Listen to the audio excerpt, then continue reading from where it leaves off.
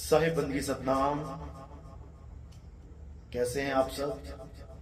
परमात्मा से अरदास करूंगा कि आप सब मेरे भाई पूरे आनंद में रहें, बहुत अच्छे से रहें और इस काल की नगरी से निकलने का असली तरीका, असली शब्द, असली नाम को प्राप्त करें और सदा सदा के लिए इस मायावी नगरी से, इस मन और माया की नगरी से सदा सदा के लिए प्रस्थान कर जाए।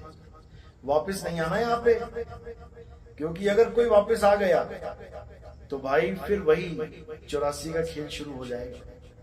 इसलिए आज का सत्संग बहुत ध्यान से सुनना है, बिना पक्षपात के सुनना है। इस चीज को तुम भूल जाओ कि तुम किसके शिष्य हो, कौन से गुरुजी ने तुम्हें क्या ज्ञान समझाया है, भूल जाओ इसको और केवल सत्य को पकड़ो, सत्य को समझो कि आखिर सत्य है क्या। अगर आपने सत्य को समझ लिया, अगर आपने सत्य को पहचान लिया, तो याद रखना वही पंथ परमात्मा का पंथ है। तुम्हें ढूंढने की जरूरत नहीं पड़ेगी कि परमात्मा का पंथ कहां है। तुम बस सत्य असत्य का निर्णय करते चले जाओ। जिस दिन तुम अकट्ट ज्ञान को प्राप्त हो गए, यानी तुम्हें ऐसा ज्ञान मिल गया जिसको कोई काट नहीं सकता, मेरे भाई वही परमात्मा का पंथ है। तो तुम्हारी दौड़ वहां तक पहुंच जाएगी जिसको पाने के लिए तुम जन्मों जन्मों से भटक रहे हो। समझ लो, बस एक ही नियम है इसका, एक ही कंडीशन है, पक्षपात नहीं करना है। जो ज्ञान दे रहा है उसको अच्छे से सुनो, समझो कि वो सही बता रहा है कि गलत बता रहा है। गलत बता रहा है तो छोड़ दो, और सही बता रहा है तो पकड़ लो, तभी कल्याण होगा। साहिब कह रहे हैं सबका हुका लीजिए, साचा शब्द निहार, और पक्षपात मत कीजिए, कहें कबीर विचार। तो ये ज्ञान बिना पक्षपात के समझने वाला ज्ञान है। अगर तुमने पक्षपात किया तो तुम अपने साथ पक्षपात कर जाओ, अपनी आत्मा के कल्याण के साथ पक्षपात कर जाओ, फिर मुक्ति नहीं मिलेगी। इसलिए किसका कौन सा गुरु है, कितने साल से कौन किसका चेला है, कितने पंथों में नाम दीक्षा ले ली है, छोड़ो और केवल सत्य को समझो कि आखिर सत्य है क्या। और जब पता लग जाएगा कि सत्य क्या है, समझ जाना परमात्मा वहीं मिलेंगे, वहीं मिलेंगे तुम्हें, उसी पंथ में परमात्मा का दीदार होगा। अन्यथा ऐसे ही जन्म बर्बाद करके चले जाओगे मेरे भाई। इसलिए आज के सत्संग को बहुत गहराई से समझना है, इतनी गहराई से समझना है कि तुम्हें एक एक बात समझ में आनी चाहिए मेरी, कि मैं कह क्या रहा हूं, और वाणी के प्रमाण के साथ बोलूंगा। हवा हवाई फायर नहीं करता नितिन दास, तीर निशाने पे लगेगा। बस अच्छे से समझना, ये तुम्हारी रिस्पॉन्सिबिलिटी है। हम अपनी रिस्पॉन्सिबिलिटी अच्छे से निभाएंगे तो आज उस संत के बारे में बात करेंगे जिस संत का पूरा महल काल भगवान के नाम के ऊपर टिका हुआ है। ये जितनी भी गुरुवाई चल रही है, ये काल भगवान के डरावे की वजह से चल रही है। उस संत को कोई छोड़ने को तैयार नहीं है, इसी डर से कि काल खा जाएगा। कौन सा काल? जो गीता में अर्जुन को दिखाया गया काल का रूप, जो कबीर सागर में ब्रह्म के रूप में बताया गया, अलख निरंजन के रूप में समझाया गया, उसी काल का डरावा दे दे के इन लोगों ने अपनी दुकानें सेट कर रखी हैं। इन लोगों ने बड़े बड़े आश्रम कहां बना लिए? उसी काल की नगरी में उसी काल की नगरी में बड़े बड़े आश्रम खरीद के बैठे हैं ये लोग। अरे भाई, अगर ये काल की नगरी है तो क्यों इसमें पैसा लगा रहे हो, क्यों इसको सजा रहे हो? एक भूकंप आएगा, सारा आश्रम ध्वस्त हो जाएगा। समझो बात को, अगर पाकिस्तान में हमारे कुछ लोगों को पाकिस्तान की फौज ने पकड़ लिया है, जेल में डाल दिया है, और हम हिंदुस्तानी वहां जाते हैं उनको छुड़वाने के लिए, तो भाई वहां मकान दुकान नहीं खरीदेंगे, उनको वहां से लेके अपने देश वापस लौटेंगे। बड़ी बड़ी बिल्डिंगें, बड़े बड़े आश्रम नहीं बनाते फिरेंगे हम काल की नगरी में, समझो। और बना भी किससे रहे हैं? जनता के पैसे से। कहने को कह रहे परमात्मा आ गया, परमात्मा आ गया, अरे परमात्मा आया था तो जैसे 2 दिन का भंडारा कबीर साहब ने चलाया, आते जाओ खाते जाओ और सोने के बर्तन भी लेते जाओ, ऐसा भंडारा चलाओ ना। अरे जनता का पैसा जनता से लूट के तुम काल की नगरी में उसकी जमीनें खरीद रहे हो, शर्म आनी चाहिए। अरबों रुपया लूट के चंद लाख रुपया दान में देके अपनी वाहवाही करवाते हो, बेशर्मो, शर्म करो। अरबों रुपया तुमने लूट लिया सार नाम सार शब्द के नाम पे, बड़े बड़े पाठ करवा दिए, 51 हजार, 1 लाख रुपए, 2 लाख रुपए का पाठ करवा दिया। परमात्मा का ग्रंथ जो फ्री लिखा गया है, फ्री पढ़ा जाता था, इन लोगों ने 1 पाठ के लाख लाख 2 लाख रुपए छाप दिए, अरबों रुपया इकट्ठा कर दिया, अरबों। अब उसमें से ही कुछ लाख दान देके सोच रहे हैं कि हमें भगवान मान लो, भगवान के कार्य करने आए। भगवान के कार्य ये नहीं होते, भगवान लेता नहीं है, देता है। और तुम तो अपने ही भक्तों से लूट लूट के अरबों खरबों रुपया लूट के अब अपने नाम को उजागर करने के लिए अब ये स्कीमें चला के बैठे, गरीबों को मकान, गरीबों को अन्नदान। अरे चौक भरा पड़ा है भिखारियों से, उनको करो ना सेट। एक भिखारी नहीं दिखना चाहिए, शुरुआत भिखारियों से करो। तुम्हें मकान बनाने हैं, भिखारियों के लिए मकान बनाओ। अरे तुम अपने ही भक्तों के मकान बना बना के हैं ये झूठी फेम खरीदना चाहते हो, ये झूठे फेम लेना चाहते हो, तो भाई शुरुआत चौक से करो। वो बच्चे बेचारे छोटे छोटे जिनको सच में खाने की जरूरत है, जिनको सच में रहने की कहीं जरूरत है अच्छे मकानों में, उनको दो ना, करो शुरुआत। लेकिन नहीं, इनको तो बस कैमरा चाहिए, कैमरा। हम ऐसा कर रहे हैं, हम वैसा कर रहे हैं, हम वैसा कर रहे हैं। अरे जनता का पैसा दे रहे हो लोगों को, ये क्यों भूल जा रहे हो? भगवान कभी जनता से लेके जनता को देता है क्या? भगवान है तो वो अपनी दया से देता है, परमात्मा है तो अपनी दया से देता है। देके दिखाओ जरा, लाओ जरा। सतलोक के बर्तन केशव बंजारा लेके आया था, भर भर के गाड़ियां, बैलगाड़ियां, तुम भी लेके आओ, दिखाओ जरा।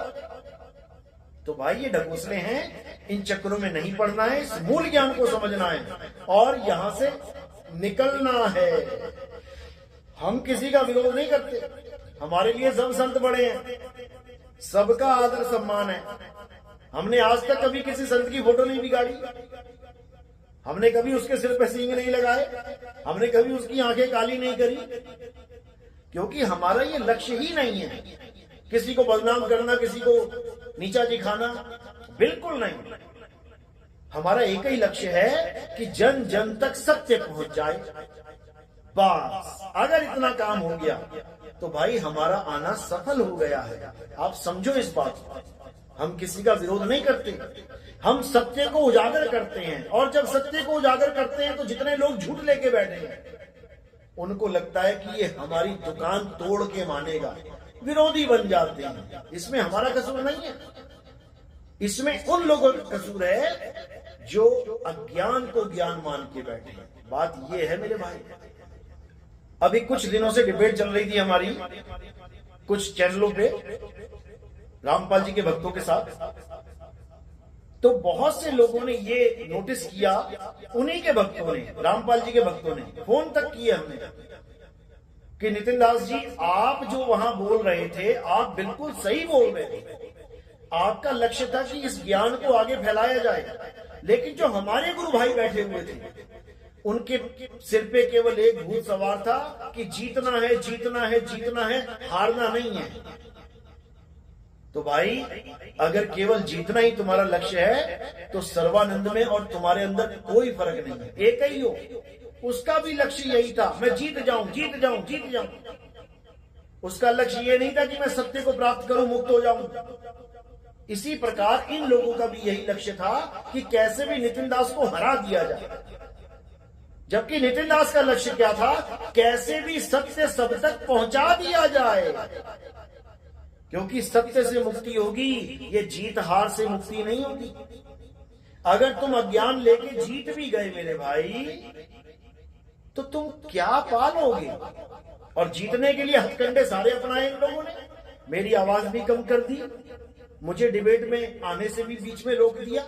मैं चीखता रहा कि मुझे डालो, डिबेट में डालो, मेरी आवाज सुनकर भी अनसुनी कर दी इन लोगों ने। बहुत कुछ किया इन लोगों ने। जहां पर एक सवाल आता था और हम इसको अच्छे से निबेड़ा करके उसका रिजल्ट पूछते थे, तो रिजल्ट नहीं बताते थे, अगला सवाल रख देते थे। क्यों? क्योंकि इनको मतलब ही नहीं था कि उस सवाल का जवाब क्या है, जीते कि हारे, या इसका अर्थ हुआ या अनर्थ हुआ, इससे कोई मतलब नहीं। इनको मतलब था कि बचाओ। बस एक सवाल पे अगर हमारी हालत खराब हो गई, दूसरा सवाल रख दो, दूसरे पे हालत खराब हो गई, तीसरा सवाल रख दो। इसलिए इन्होंने 5-6 लोगों की गैंग बना रखी थी। मैं अकेला था और ये 5-6 लोग एक दूसरे को सपोर्ट करने के लिए आए हुए थे। जब ये देखते थे कि नितिन दास ने अच्छे से धो दिया है इनके अज्ञान को, उसी वक्त दूसरा आ जाता, टपक जाता था बीच में अपना नया सवाल लेके। क्यों?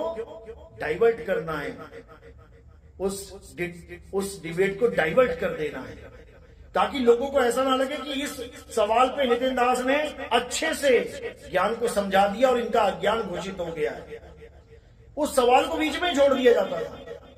जहां उसका फैसला होने वाला है उसको छोड़ के अगला सवाल रख देते थे। ये आप लोग डिबेट में देख सकते हैं, आपको अच्छे से समझ में आ जाएगा कि इनका लक्ष्य क्या था और मेरा लक्ष्य क्या था। मैं तो शुरू से ही बोल रहा हूं कि भैया हार जीत वाला हमारे पास काम ही नहीं है। हरिजन तो हारा भला जीतन दे संसार, समझो। लेकिन इनको केवल और केवल ये झूठी जीत चाहिए, इनको केवल झूठी मान बढ़ाई चाहिए। हम जीत गए, हम जीत गए। तो आज का सत्संग जो मैं बनाने जा रहा हूं, आज का सत्संग जो मैं करने जा रहा हूं, ये गीता के ज्ञान पे और काल भगवान के ज्ञान पे। आखिर काल है क्या? ये काल भगवान है कौन? ये काल काल के नाम पे दुनिया भर के कबीर पंथियों ने अपनी दुकानें सेट कर ली। आखिर काल है कौन? ये आज आपको अच्छे से समझा दिया जाएगा। और ये अक्षर पुरुष कौन है? रामपाल जी महाराज की आप सत्संग सुनोगे, उनकी किताबें ग्रंथ पढ़ोगे, एक जगह भी अक्षर पुरुष का चित्र नहीं बनाया गया। क्यों नहीं बना पाए? अरे एसी कार में बैठे बैठे स्वर्ग महास्वर्ग बना दिए, सतलोक अलग लोग बना दिया, मिनी सतलोक बना दिया, कागज पे बैठे बैठे सब कुछ देख लिया दिव्य दृष्टि से। अक्षर पुरुष क्यों दिखाई नहीं दिया इनको? अक्षर पुरुष की एक भी फोटो क्यों नहीं बना पाए आज तक ये अपनी किताबों में? आज उसका भेद समझाएंगे, आज उसका भेद आपको पता लगेगा, क्योंकि ये अक्षर पुरुष को कभी समझ ही नहीं पाए कि अक्षर पुरुष होता क्या है। तो आज काल का भेद, अक्षर पुरुष का भेद और दयाल का भेद, आज तीनों समझ में आएंगे आपको। आज एक एक बात समझ में आएगी आपको। तो देखते हैं, सबसे पहले गीता से प्रमाण लेते हैं कि क्या गीता में काल भगवान ने अर्जुन को अपना रूप दिखाया। 1 घंटा 40 मिनट की वीडियो बना डाली इन लोगों ने, ये साबित करने में कि काल भगवान को आज तक किसी ने नहीं देखा।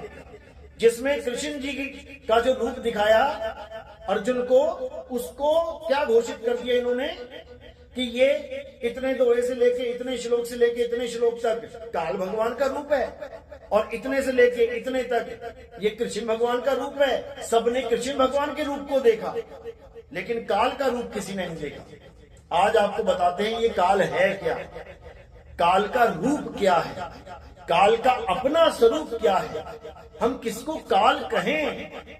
आज एक एक बात का खुलासा करेंगे। तो शुरू करते हैं सत्संग। साहिब बंदगी सत्य। तो सबसे पहले हमें ये जानना है कि ये जो विराट रूप दिखाया गया है इसका कारण क्या था, क्यों दिखाने की जरूरत पड़ी थी। इसका कारण जानोगे तो निवारण अपने आप हो जाएगा। असल में जब अर्जुन ये कह के रुक गया कि मैं किसी को मार नहीं सकता, अपने भाइयों को, अपने चाचा को, अपने दादा को, अपने सगे संबंधियों को, वो भी केवल 5 गांव की जमीन के पीछे, इससे अच्छा तो हम किसी साधु संत या किसी त्यागी का जीवन जीकर इस दुनिया से चले जाएं, इस माया जाल से निकल जाएं। क्यों एक दूसरे का कत्ल करते फिरें इस चंद जमीन के टुकड़ों के पीछे। तो अर्जुन ने जब हथियार फेंक दिए तो कृष्ण जी ने अर्जुन को यह समझाने के लिए कि तू किसी का भी नाश नहीं कर सकता, तू किसी को भी नहीं मार सकता, यहां मारने वाला और मरने वाला मैं ही हूं, इस दुनिया में देखने वाली हर चीज मैं ही हूं, ये समझाने के लिए उन्होंने अध्याय 10 में हर बात अर्जुन को समझाई, बताई। तो जब आप अध्याय 10 को अच्छे से समझ जाएंगे तो आपको अध्याय 11 भी समझ में आने लग जाएगा। दिक्कत यहां पर यह है कि हमें ज्ञान सीरीज में नहीं दिखाया जा रहा है, हमें बीच बीच की लाइनें, बीच बीच के टुकड़े, 2-2 अक्षरों को उठा के ज्ञान समझाया जा रहा है। मैं काल हूं, मैं काल हूं, बस एक लाइन पकड़ ली, मैं काल हूं, वो काल ही बन गया।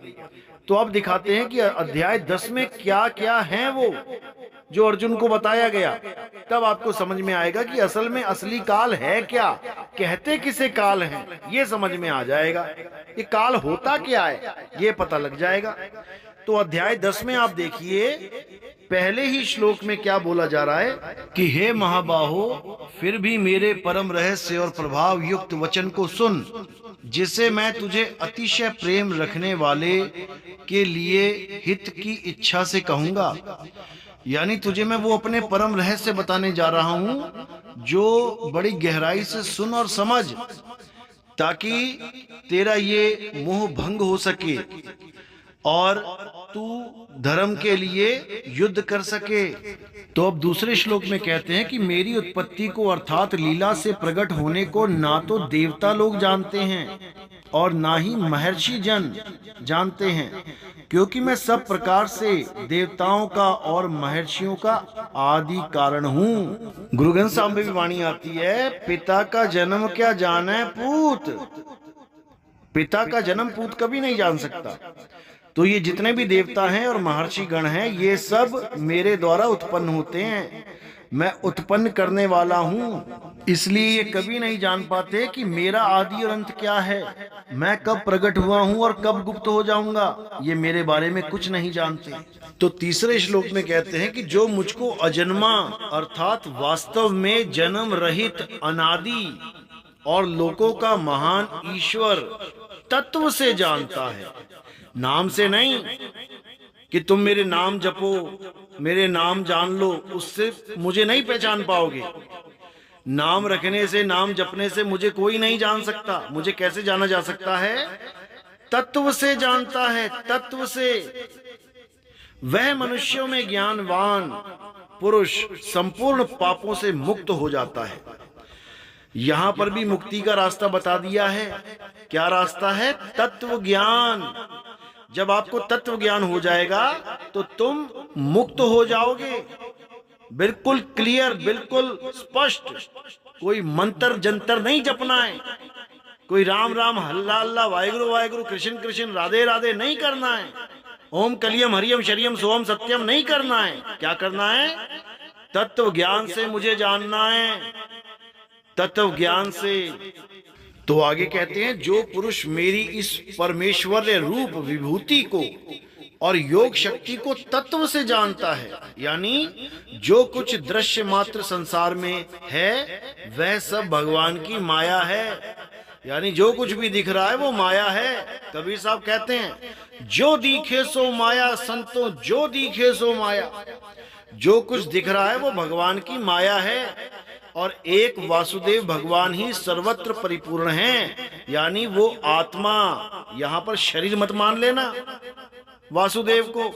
यह आत्मा की बात चल रही है जो दिखती नहीं है, और शरीर दिखता है इसलिए वो माया है। तो वासुदेव भगवान ही सर्वत्र परिपूर्ण है, यानी वो आत्मा ही है जो हर जगह विराजमान है। यानी तुम कहीं भी चले जाओ तुम्हें आत्मा वहीं मिलेगी, बिना आत्मा के तुम कहीं जा ही नहीं सकते। तो आत्मा के ज्ञान को यहाँ वासुदेव बोला गया है। वासुदेव, जो देव सब में वास कर रहा है वो वासुदेव है। यह जानना ही तत्व से जानना है, यानी उस आत्मा को पहचान जाना ही तत्व से जानना है। मंत्रों से नहीं पहचाना जा सकता कोई भी। कबीर साहब कहते हैं, राम कबीरा एक हैं, कहन सुनन में दो, दो करके वो जानते जिन्हें सतगुरु मिलाना हो। यानी जिसे तत्वज्ञानी नहीं मिला वो कबीर और राम को, कृष्ण और करीम को अलग अलग करके ही मानेंगे। वो जीसस और मोहम्मद साहब को, वो मूसा और बुद्ध को अलग अलग ही मानेंगे। वो मीराबाई और रविदास जी को, दादू जी और पलटू जी को, भीखा और नाबा जी को अलग अलग ही मानेंगे, क्योंकि वो तत्वज्ञानी नहीं हैं। और जब वो तत्व ज्ञान में आ जाएंगे तो राम कबीरा एक हैं। अच्छे से समझ जाओ इस बात को, ये तत्व ज्ञान है, मंत्र ज्ञान नहीं है। मंत्र सबके अलग अलग हो सकते हैं, नाम सबके अलग अलग हो सकते हैं, लेकिन जब तत्व में आओगे तो आत्म तत्व सब में एक सा विराजमान है। समझो बात को। तो कबीर साहब यहाँ तत्व ज्ञान देने के लिए आते हैं। गीता में अध्याय 4 34वें श्लोक में कहा गया है कि तत्वदर्शी संत के पास जाओ। कौन है वो तत्वदर्शी संत? ये तुम्हें तब समझ में आएगा जब तत्वदर्शी संत की परिभाषा जान जाओगे। मंत्र जपवाने वाला संत कभी तत्वदर्शी संत हो ही नहीं सकता। वो जपी है, जपी। तपस्या कराने वाला कभी तत्वदर्शी संत हो ही नहीं सकता। वो तपी है, तपी।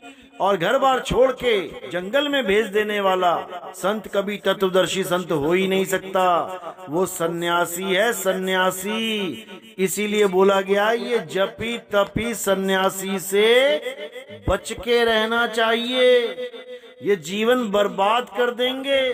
कबीर सागर में यही समझाया कबीर साहब ने। एक ही हम तुम एक शरीरा, एक शब्द है मति के धीरा, दूसर भाव नहीं है आशा, सोई कबीर सोई धर्मदासा। एक है रूप एक है अनुहारी, एक ही पुरुष सकल विस्तारी। आदि नाम में भाग सुनाओ, नाम गहे जब मुक्ति पाओ। जो कोई आदि नाम को चीन्हा, तासो काल भयो बलहीना। आदि नाम क्या है?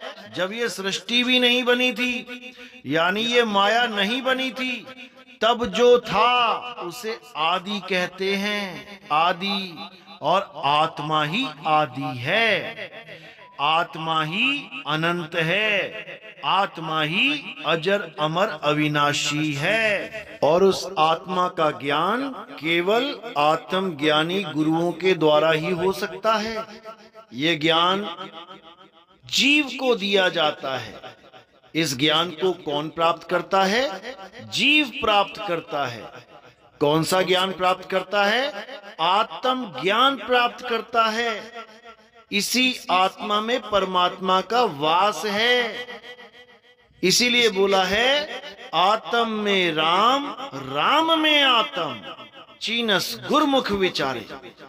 लेकिन अज्ञानी जीव इस बात को नहीं समझ सकते। वो काया में ही उलझे रहते हैं कि अभी कृष्ण जी का रूप है, अभी विष्णु जी का रूप दिखा दिया, ये काल का रूप है, ये फलाने का रूप है, ढिकाने का रूप है। अरे सारे रूप एक ही हैं। तत्व ज्ञान से देखोगे सारे रूप एक ही पुरुष के हैं, और वो पुरुष अलख निरंजन है। उसका अपना कोई चेहरा नहीं है, और सारे चेहरे ही उसी के हैं। अभी आपको समझ में आएगा। आगे आगे देखिए होता है क्या। तो आगे क्या कहते हैं? उस निरंतर मेरे ध्यान आदि में लगे हुए और प्रेम पूर्वक भजने वाले भक्तों को मैं वह तत्व ज्ञान रूप योग देता हूँ जिससे वे मुझको ही प्राप्त होते हैं। यानी मेरे ध्यान में जो रहते हैं, यानी आत्म तत्व के ध्यान में जो रहते हैं। कबीर साहब भी समझाते हैं, कहते हैं परम तत्व का ध्यान धर सोहम आपे आप। क्या सोहंग सोहंग जप रहा है? परम तत्व का ध्यान धर, तू खुद ही सोहम हो जाएगा। यानी जो तू सोहम, जैसा मैं वैसा तू, जैसा तू वैसे हम। यानी हम एक तत्व ही हो जाएंगे, हम दो नहीं रहेंगे, हम एक हो जाएंगे। तो ये मंत्र जपने की बात नहीं चल रही यहाँ पे। यहाँ पर निरंतर ध्यान, ध्यान का मतलब होता है सिमरन, सिमरन का मतलब होता है स्मरण, स्मरण ध्यान, मंत्र जाप नहीं। समझो इसको। तो आगे समझाते हैं, हे अर्जुन, उनके ऊपर अनुग्रह करने के लिए उनके अंतःकरण में स्थित हुआ मैं स्वयं ही उनके अज्ञान जनित अंधकार को प्रकाशमय तत्व ज्ञान रूप दीप के द्वारा नष्ट कर देता हूं। तो यहां तत्वदर्शी कौन हुआ फिर? जो तुम कह रहे हो कि ये तो काल है, काल है, काल है। अरे तत्व ज्ञान भी यही दे रहा है, यही समझा रहा है। तुम्हारी बुद्धि में क्यों नहीं जा रहा है? तत्व ज्ञान आत्मा के ज्ञान को कहते हैं, तत्व ज्ञानी आत्मा के ज्ञानी को कहते हैं। अर्जुन को आत्मा का संदेश दे रहे हैं कृष्ण जी कि हे अर्जुन, आत्मा अजन्मा है, नित्य है, शाश्वत है, पुरातन है, सनातन है। ये आत्मा अजन्मा है, अडोल है, अबोल है, अकह है, अनाम है, इसका कोई नाम नहीं है। इसको तत्व ज्ञानियों के पास जाकर अनुभव करने की विधि प्राप्त कर, तब तेरा कल्याण होगा अर्जुन, नहीं तो तेरा कल्याण नहीं होगा। मंत्र जपने की बात नहीं कह रहे हैं वो कि मंत्र जपने से तत्व ज्ञान हो जाएगा। तत्वदर्शी का मतलब होता है जो तत्व का दर्शन करा दे। जैसे दूरदर्शी का मतलब होता है दूर की वस्तु का दर्शन करा दे। सूक्ष्मदर्शी का मतलब होता है सूक्ष्म से भी सूक्ष्म वस्तु का दर्शन करा दे। इसी प्रकार तत्वदर्शी का मतलब होता है जो दोनों प्रकार के तत्वों का दर्शन करवा दे। असत्य तत्व और सत्य तत्व, वो दोनों के भेद को जानता है। यही गीता अध्याय 2 16वें श्लोक का सार है।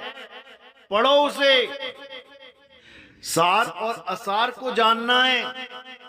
सतगुरु ऐसा चाहिए जैसा सूप सुहाए, सार सार तो गही रहे, थोथा दे उड़ाए।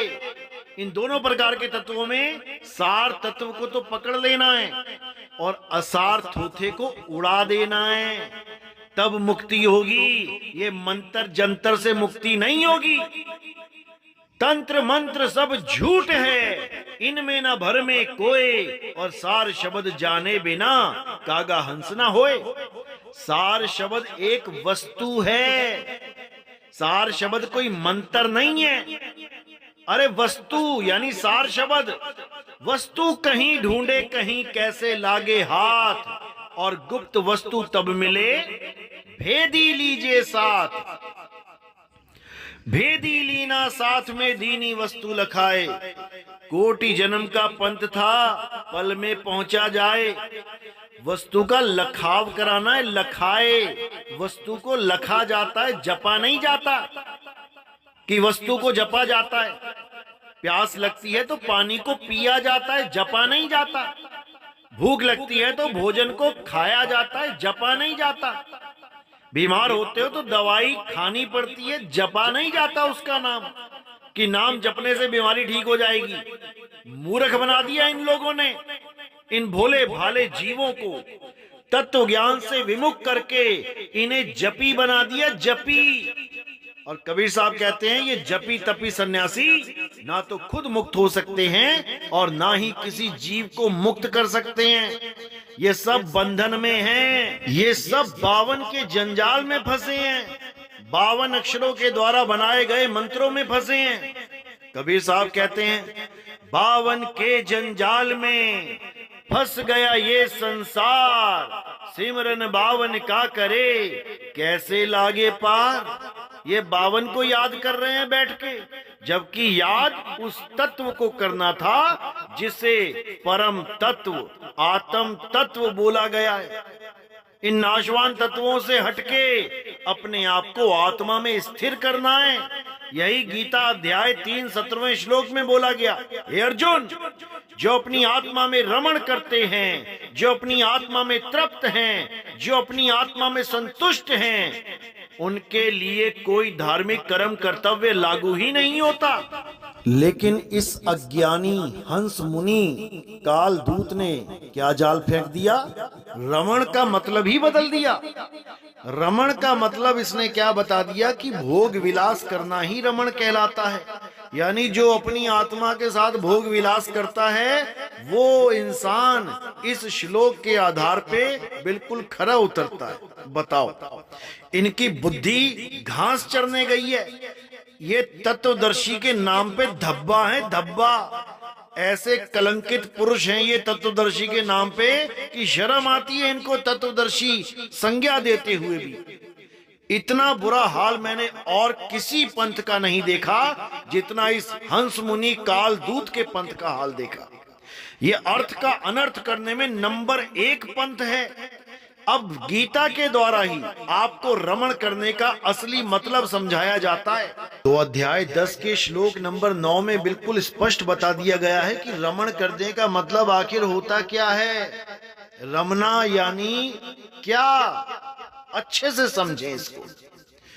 तो कहते हैं निरंतर मुझ में मन लगाने वाले और मुझ में ही प्राणों को अर्पण करने वाले, मुझ वासुदेव के लिए ही जिन्होंने अपना जीवन अर्पण कर दिया है, उनका नाम मदगत प्राणा है।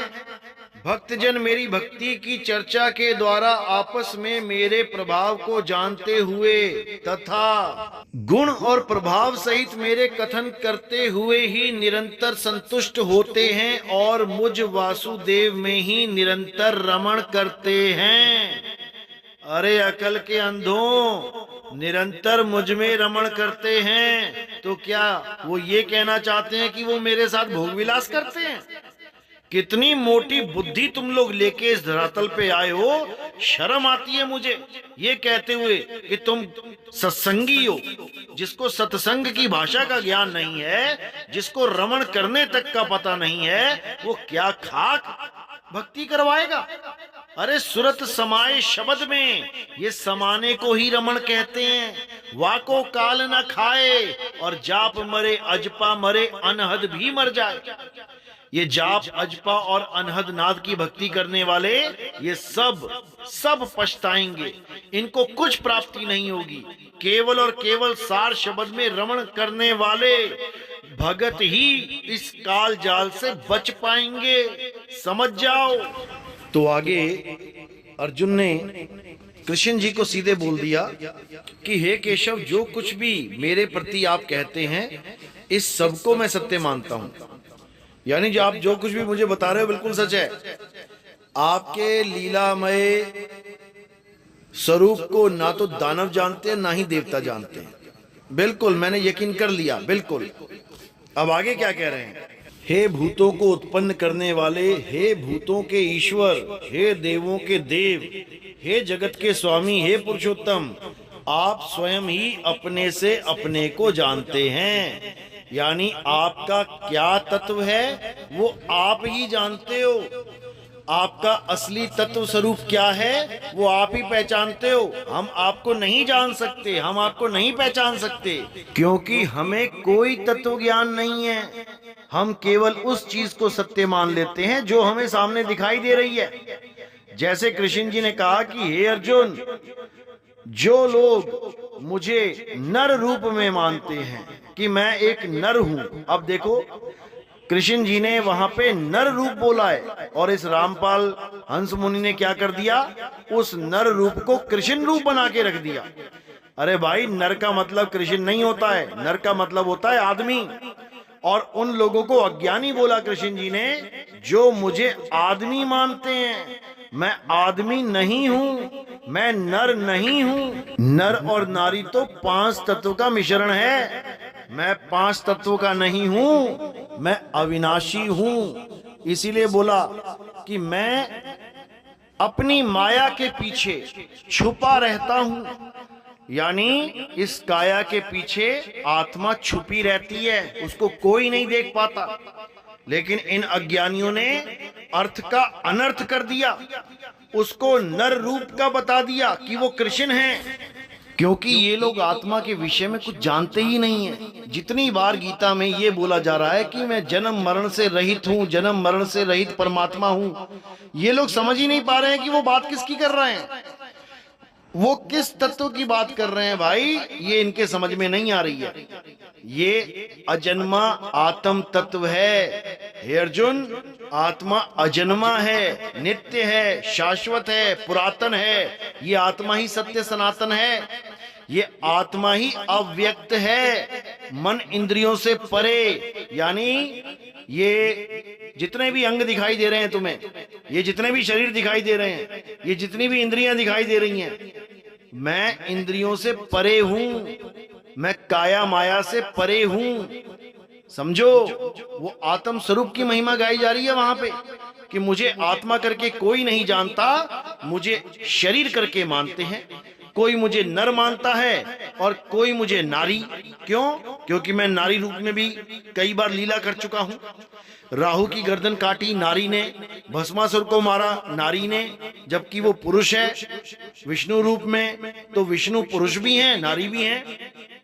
लेकिन अज्ञानियों के लिए, ज्ञानियों के लिए ना मैं पुरुष हूं, ना मैं स्त्री हूं, और ना ही मैं नपुंसक हूं।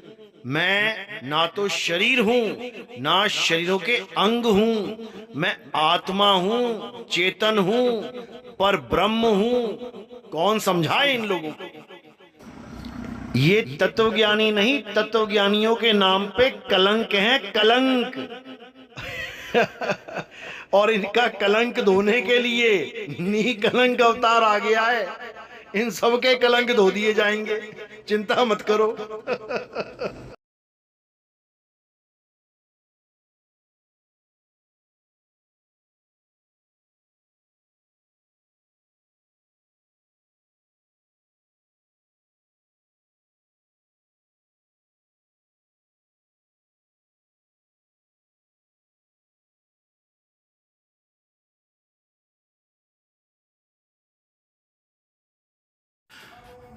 तो ये वो बुद्धिहीन पुरुष हैं जो इस आत्मा के अविनाशी परम भाव को ना जानते हुए मन इंद्रियों से परे मुझ सच्चिदानंद परमात्मा को मनुष्य की भांति जन्म कर व्यक्ति भाव को प्राप्त हुआ मानते हैं।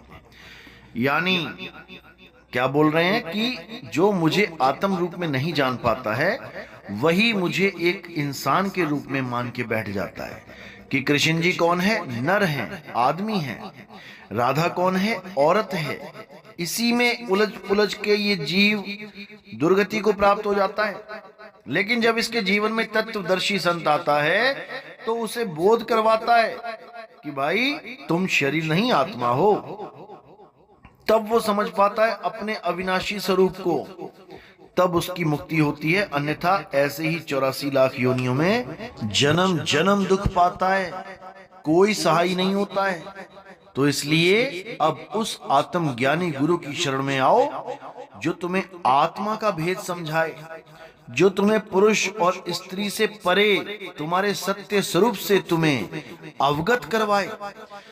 श्रीमद् देवी भागवत देवी महापुराण में भी यही समझाया गया है, लेकिन ये अज्ञानी कभी इस बात को समझ ही नहीं पाए। देखिए क्या लिखा है। तो देखिए यहाँ पर बिल्कुल स्पष्ट लिखा है कि संसार के अभाव में ना मैं स्त्री हूं, ना पुरुष और ना ही नपुंसक। यानी जब तक सृष्टि नहीं बनती है तब तक मैं ना स्त्री ना पुरुष, मैं कोई देह नहीं हूं, मैं कोई इंद्री नहीं हूं, मैं इंद्री मन से परे हूं, आत्म स्वरूप में स्थित हूं। लेकिन ये अज्ञानी जीव इस बात को नहीं समझ सकते, क्योंकि ये तत्वज्ञानी है ही नहीं, ये जपी तपी सन्यासी हैं। इन दोनों में बहुत बड़ा भेद होता है। अगली वीडियो में मैं इसके बारे में पूरा खोल के समझा दूंगा। आज जो हमारा लक्ष्य है वो इस काल भगवान, जो रामपाल जी महाराज जिसके नाम पे ये पूरा साम्राज्य खड़ा करके बैठे हैं, आज उस काल की पोल खोलना है कि आखिर काल है क्या और इन्होंने क्या समझा दिया। तो आगे देखिए, उसी अध्याय 10 में जब अर्जुन ने कहा कि आप ही मुझे बताएं कि आप क्या हैं, हम आपको नहीं जान सकते, तो देखिए उसी काल भगवान ने किस किस रूप को अपना रूप बताया। एक एक वाक्य को अच्छे से समझिए, उसमें सब कुछ दे रखा है। तत्व ज्ञान के आधार से हर बात उसमें छुपी हुई है, बस उसको उजागर करने वाला कोई गुरु चाहिए, फिर हर चीज समझ में आने लग जाएगी। काल भगवान केवल काल नहीं है कि कोई उसको केवल एक काल, एक शरीर मान के बैठ जाए। काल भगवान इस संसार में उत्पन्न हर एक वस्तु है, इस संसार में उत्पन्न हर एक शरीर है, इस संसार में उत्पन्न हर एक चेहरा है, लेकिन ये केवल तत्व ज्ञानी ही समझ सकते हैं। देखिए कितनी अच्छी तरह अध्याय 10 में अपने सारे स्वरूपों का वर्णन कर रहे हैं। देखिए, हे अर्जुन, मैं सब भूतों के हृदय में स्थित सबका आत्मा हूँ तथा संपूर्ण भूतों का आदि मध्य और अंत भी मैं ही हूँ। यानी इन पंचभूतों की बात चल रही है, ये भूत प्रेत मत समझ लेना। पंचभूतों के हृदय में स्थित सबका आत्मा हूँ, यानी जितनी भी काया यहाँ दिखाई दे रही हैं, मैं सबके हृदय में स्थित आत्मा हूँ और संपूर्ण लोगों का आदि मध्य और अंत मैं ही हूँ। मैं अदिति के 12 पुत्रों में विष्णु और ज्योतियों में किरणों वाला सूर्य हूँ तथा मैं 49 वायु देवताओं का तेज और नक्षत्रों का अधिपति चंद्रमा हूँ। मैं वेदों में सामवेद हूँ, देवों में इंद्र हूँ, इंद्रियों में मन हूँ और भूत प्राणियों की चेतना अर्थात जीवन शक्ति हूँ। मैं 11 रुद्रों में शंकर हूँ और यक्ष तथा राक्षसों में धन का स्वामी कुबेर हूँ। मैं 8 वसुओं में अग्नि हूँ और शिखर वाले पर्वतों में सुमेर पर्वत हूँ। पुरोहितों में मुखिया बृहस्पति मुझको जान, हे पार्थ, मैं सेनापतियों में स्कंद और जलाशयों में समुद्र हूँ। मैं सब वृक्षों में पीपल का वृक्ष, देवर्षियों में नारद मुनि, गंधर्वों में चित्ररथ और सिद्धों में कपिल मुनि हूँ। घोड़ों में अमृत के साथ उत्पन्न होने वाला उच्चैश्रवा नामक घोड़ा, श्रेष्ठ हाथियों में ऐरावत नामक हाथी और मनुष्यों में राजा मुझको जान। मैं शस्त्रों में वज्र और गौओं में कामधेनु हूँ। शास्त्रोक्त रीति से संतान की उत्पत्ति का हेतु कामदेव हूँ और सर्पों में सर्पराज वासुकी हूँ। मैं नागों में शेषनाग और जलचरों का अधिपति वरुण देवता हूँ और पितरों में आर्यमा नामक पितर तथा शासन करने वालों में यमराज मैं हूँ। मैं दैत्यों में प्रहलाद और गणना करने वालों का समय हूँ तथा पशुओं में मृगराज सिंह और पक्षियों में गरुड़ हूँ। मैं पवित्र करने वालों में वायु और शस्त्रधारियों में श्री राम हूँ तथा मछलियों में मगर हूँ और नदियों में श्री भागीरथ गंगा जी हूँ। हे अर्जुन, सृष्टियों का आदि और अंत तथा मध्य भी मैं ही हूँ। मैं विद्याओं में अध्यात्म विद्या अर्थात ब्रह्म विद्या और परस्पर विवाद करने वालों का तत्व निर्णय करने के लिए किया जाने वाला वाद हूँ। मैं अक्षरों में अकार हूँ और समासों में द्वंद्व नामक समास हूँ। अक्षय काल अर्थात काल का भी महाकाल तथा सब और मुख वाला विराट स्वरूप, सबका धारण पोषण करने वाला भी मैं ही हूँ। मैं सबका नाश करने वाला, मृत्यु और उत्पन्न होने वालों का उत्पत्ति हेतु हूँ तथा स्त्रियों में कीर्ति, श्रीवाक, स्मृति, मेघा, धृति और क्षमा हूँ। तथा गायन करने योग्य श्रुतियों में मैं बृहत साम और छंदों में गायत्री छंद हूँ, तथा महीनों में मार्गशीर्ष और ऋतुओं में मैं बसंत हूँ। मैं छल करने वालों में जुआ और प्रभावशाली पुरुषों का प्रभाव हूँ। मैं जीतने वालों का विजय हूँ, निश्चय करने वालों का निश्चय और सात्विक पुरुषों का सात्विक भाव हूँ। वृषणी वंशियों में मैं वासुदेव तेरा सखा, पांडवों में धनंजय अर्थात तू, मुनियों में वेद व्यास और कवियों में शुक्राचार्य कवि भी मैं ही हूं। अब यहाँ पे कितना क्लियर कर दिया उन्होंने कि वृषणी वंशियों में मैं वासुदेवी हूं और पांडवों में मैं अर्जुन भी हूं। बताओ। और ये नकली तत्वज्ञानी केवल शरीरों को पकड़ के बैठे हैं। ये कृष्ण जी का विराट रूप था, ये काल भगवान का विराट रूप था, ये फलाने का विराट रूप था, ये ढिकाने का विराट रूप था। अरे विराट रूप का मतलब ही होता है सब कुछ एक हो जाना। विश्व रूप भी बोला गया उसको, यानी पूरे विश्व का रूप मेरा ही रूप है। मैं केवल कृष्ण नहीं हूं, मैं केवल पांडवों में अर्जुन नहीं हूं, मैं केवल ये नहीं हूं, मैं केवल वो नहीं हूं, मैं सब कुछ हूं।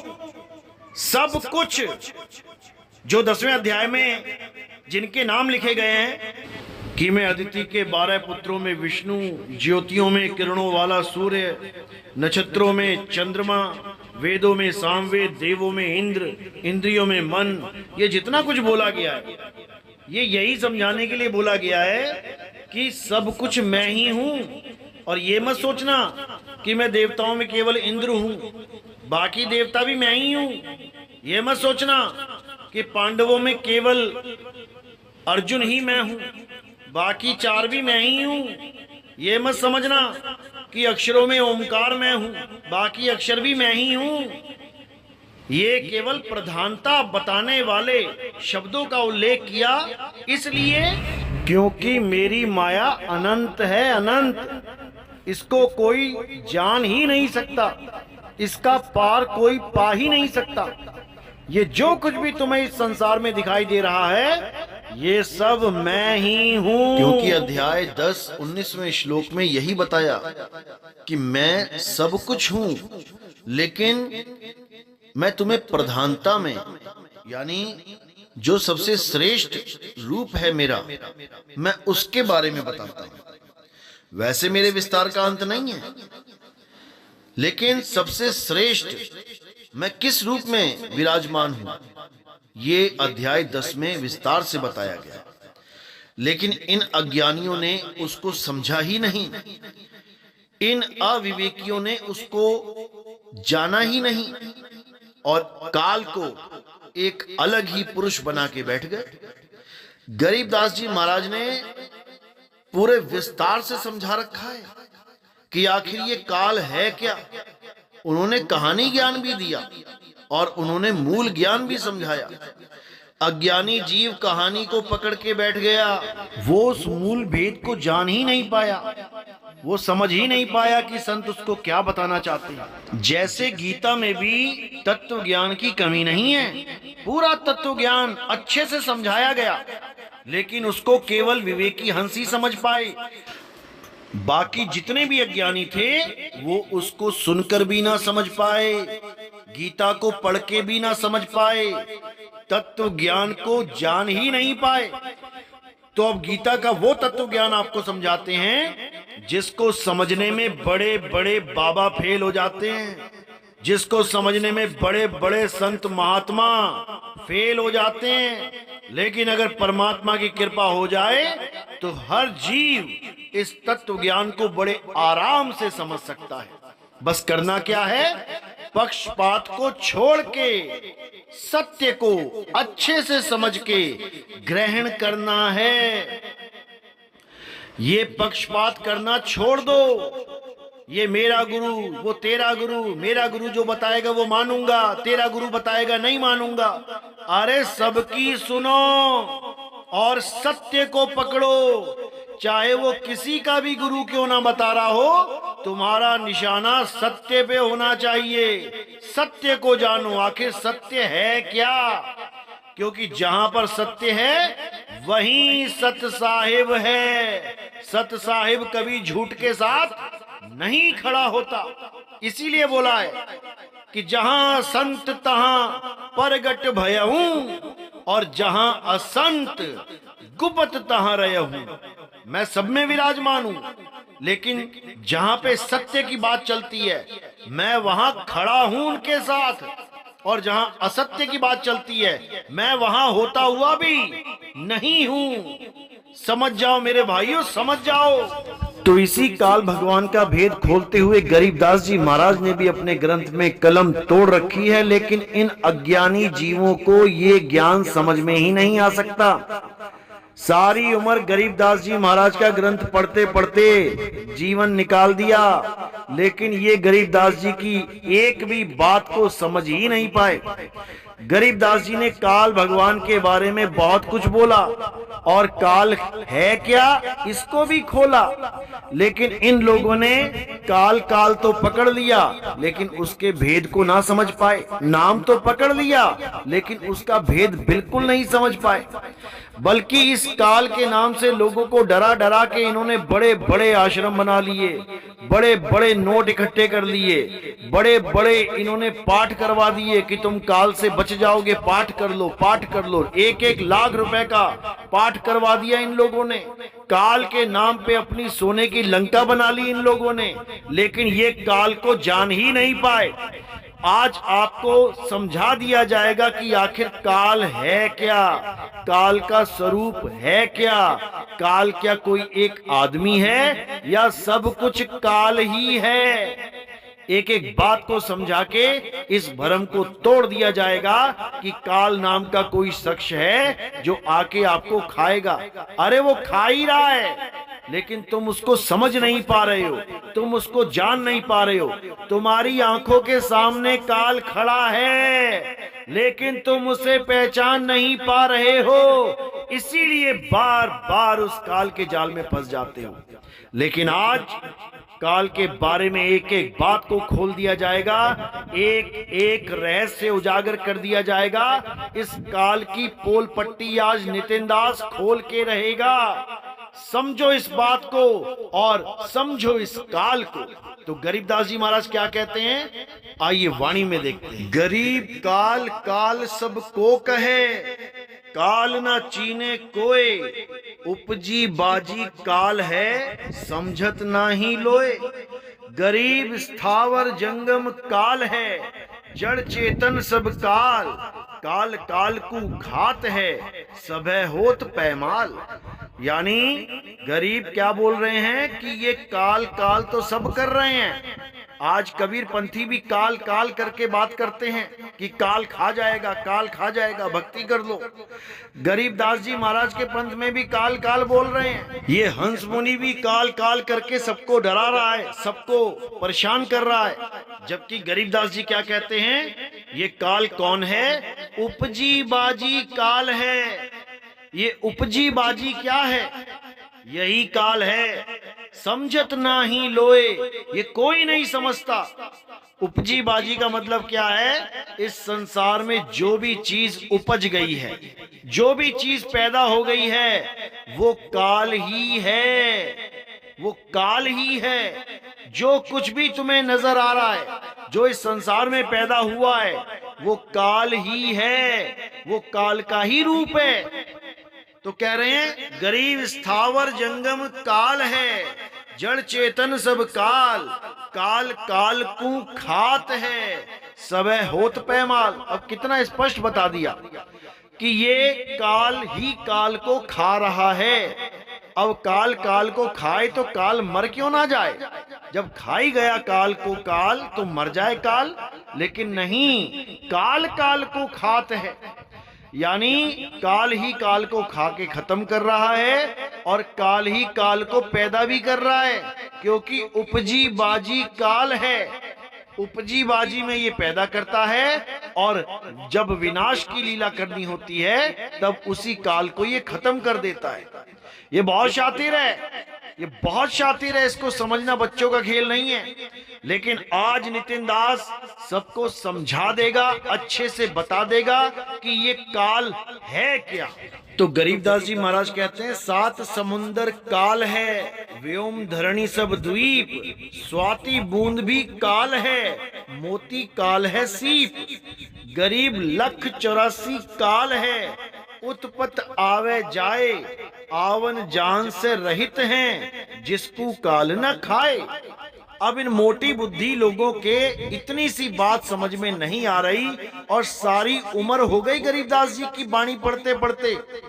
गरीबदास पंथ में ये लोग गरीबदास की बाणी पढ़ते पढ़ते बूढ़े हो गए, लेकिन ये आज तक इस बाणी का भेद नहीं समझ पाए और बन गए ये जगत गुरु। अरे ठगत गुरु हैं ये लोग, ठगत गुरु। तो क्या कहते हैं, गरीब 7 समुंदर काल है। ये जो 7 समुंदर तुम्हें दिखाई दे रहे हैं ये काल है। व्योम धरण सब काल, ये धरती आसमान सब काल है। स्वाति बूंद भी काल है, मोती काल है स्वीप। तो कह रहे हैं ये स्वाति यानी बारिश की बूंदें भी काल हैं, मोती भी काल है। ये 1,84 काल है, क्योंकि सारी 84 में जितनी भी योनियां हैं ये उपजती हैं और बिनसती हैं। उपजने और बिनसने वाला काल ही है। 1,84 काल है, उत्पत्ति आवे जाए, आवे यानी जन्मे और जावे यानी बिनसे। ये उपजने वाले और बिनसने वाले ये सब काल ही हैं। आवन जावन से रहित है, जिसको काल न खाए। बस ये आत्मा जो आने जाने से रहित है, इसको काल नहीं खा सकता। इसीलिए अगर जीव इस आत्मा का ज्ञान प्राप्त कर ले, आत्म ज्ञान प्राप्त कर ले, तो इसको काल नहीं खा सकता। ये अपने शब्द स्वरूप को जान ले तो इसको काल नहीं खा सकता। इसी को साहिब समझा रहे हैं कि हम हैं शब्द, शब्द हम माही, हमसे भिन्न और कछु नाही। शब्द न बिन से देही, कहें कबीर हम शब्द से नहीं। ये इनकी समझ में नहीं आएगा। ये काल के ही पुजारी हैं, काल को ही पूजेंगे। ये शरीरों के पुजारी हैं, शरीरों को ही पूजेंगे। इनको आत्मा का ज्ञान समझ में ही नहीं आ सकता। इसलिए मेरे भाइयों, गरीबदास जी महाराज ने जो समझाया है अच्छी तरह समझना है। तो आगे क्या कहती है वाणी, तो कहते हैं, गरीब कच्छ मच्छ कुरम्ब लग, धौल धरणी आकाश, 5 तत्व गुण 3 लग, सबे काल का बास। यानी ये कच्छ मच्छ कुरम्ब जितने भी ये अवतार हैं, जितने भी ये धरती आकाश में जो कुछ भी दिख रहा है, ये 5 तत्व 25 प्रकृति 3 गुण, ये सभी काल ही हैं। सब में काल का वास है, कुछ भी बिना काल से नहीं है।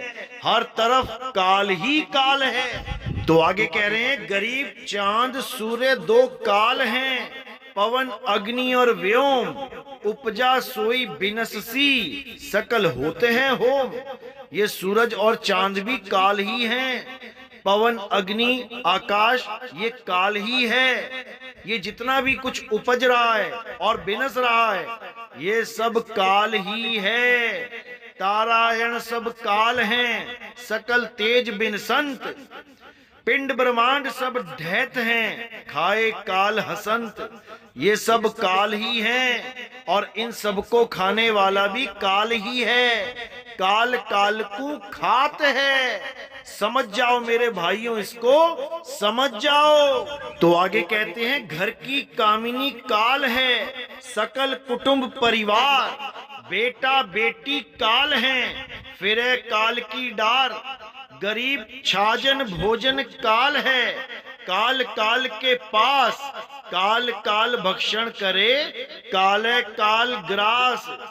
अब कितना क्लियर यहाँ बता दिया कि किसी को कोई भ्रम ना रह जाए कि कोई काल आएगा मुझे फाड़ के खाएगा, तपतशिला पे मुझे भून के खाएगा। ये सब कहानी ज्ञान है।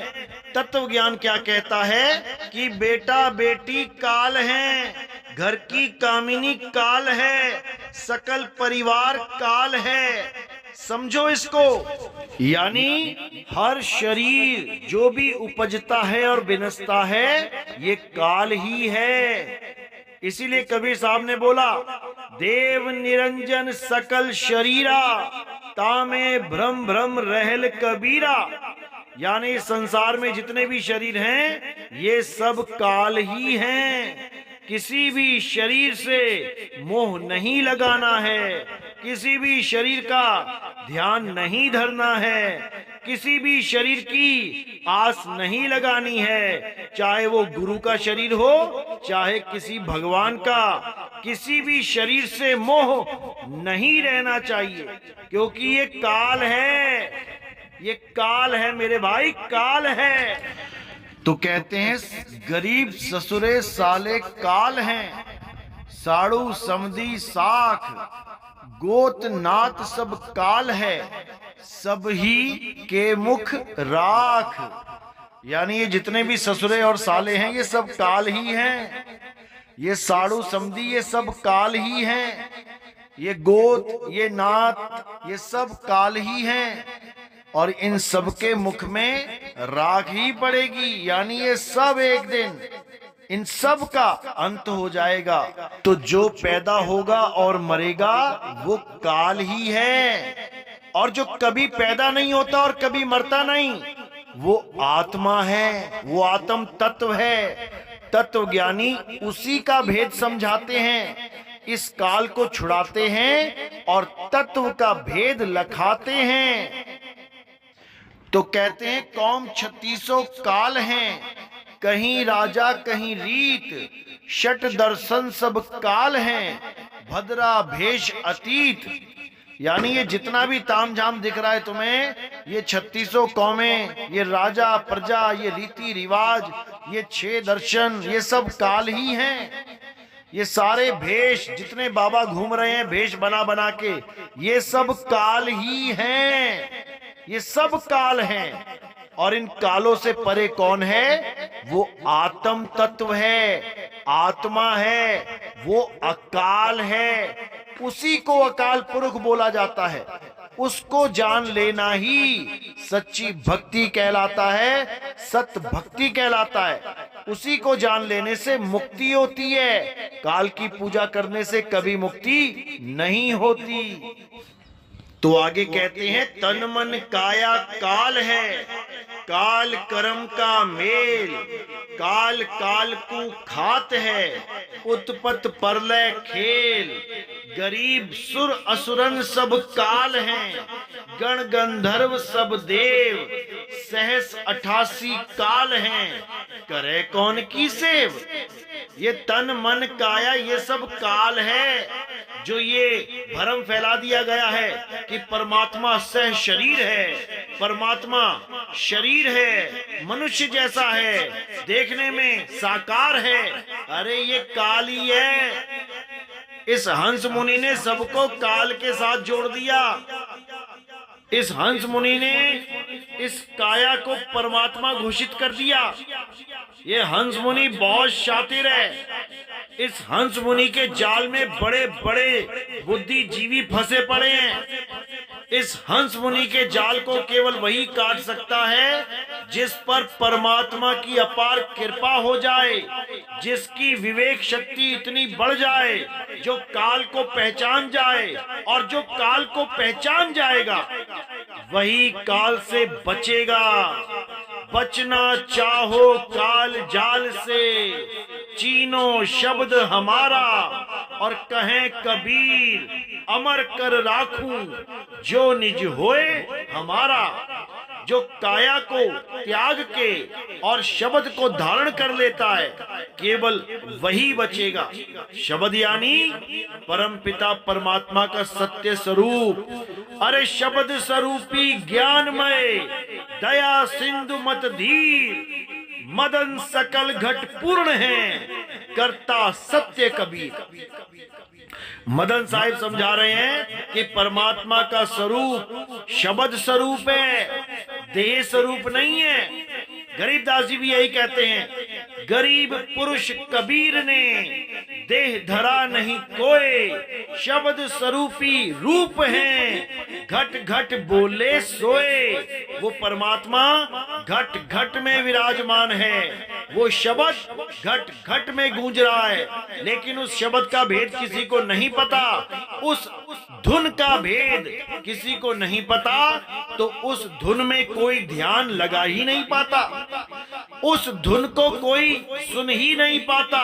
वो धुन और कुछ नहीं, वो शब्द झनकार है। गरीबदास जी कहते हैं, कोई है रे परले पार का, जो भेद कहे झनकार का। उस शब्द झनकार का भेद बताने वाला कोई बिरला ही होता है। उसी शब्द झनकार के लिए बाबा जय गुरुदेव ने 1980 में ये अपने मंच पे खुले में बोल दिया था कि मेरी संगत में कोई भी गुरु बनने की कोशिश मत करना, ये पंथ में आगे कोई गुरु नहीं होगा। और बिल्कुल साफ बोल दिया कि आज तो तुम जय गुरुदेव के नाम से, इन 5 नामों से पार हो रहे हो, लेकिन भविष्य में जो महात्मा आएंगे उनको ऊपर से जो आवाज आएगी फिर वो उसे ही बताएंगे, यानी नाम दीक्षा में उसी आवाज की बात करेंगे, उसी धुन से सबको जोड़ेंगे। उसके बाद कोई भी जय गुरुदेव नाम से पार नहीं होगा, इन 5 नामों से पार नहीं होगा। 1980 में ही बाबा जय गुरुदेव ने अपने पंथ का खात्मा अपने ही मुख से कर दिया था कि हमारा पंथ केवल तब तक काम करेगा जब तक वो आने वाला महात्मा उस अखंड नाद का भेद नहीं बताने लगेगा। जैसे ही वो अखंड नाद का भेद बताना शुरू करेंगे, उसके बाद हमारा कोई भी शिष्य इन 5 नामों से पार नहीं होगा, नहीं होगा। हालांकि 5 नामों से पहले भी पार नहीं होते थे, लेकिन अगर बाबा जय गुरुदेव उस समय ये बोल देते कि इन 5 नामों से तुम पार नहीं होगे, तो सारी संगत तितर बितर हो जाती, सब किसी और गुरु की शरण में चले जाते, वो बाबा जय गुरुदेव के पास नहीं टिकते, तो उनको आज ये बाबा जय गुरुदेव की भविष्यवाणी पे भरोसा भी ना होता। इसलिए बाबा जय गुरुदेव ने संगत को इकट्ठा रखा और आने वाले महात्मा के बारे में भरपूर ज्ञान दिया। तो इसी को समझाते हुए, इसी को बताते हुए, उस शब्द का भेद समझाते हुए गरीबदास जी क्या कहते हैं, अपनी आंखों से देखिए। जहां कोटिक विष्णु खड़े कर जोरे, कोटिक शंभु माथा मोरे, जहां शंखो ब्रह्मा वेद उचारी, कोटि कन्हैया रास बिचारी, बाजे अधुर मधुर धुन बाजे, जहां अविगत अदली तख्त विराजे।